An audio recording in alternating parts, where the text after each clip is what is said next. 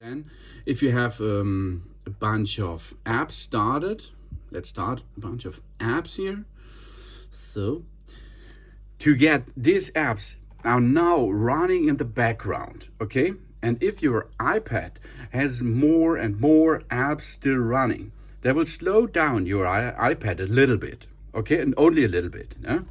But if this is the case, you can give your iPad a little bit of speed up, okay? Let's perform this with your fingers. Go up to the middle side, release.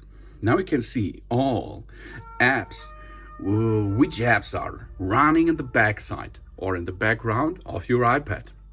And now we are going to delete them. Not delete them from your device, we'll only delete the background running process, okay? Push, swipe. First app is closed. Second, third. All apps now closed, and our iPad is a little bit faster now.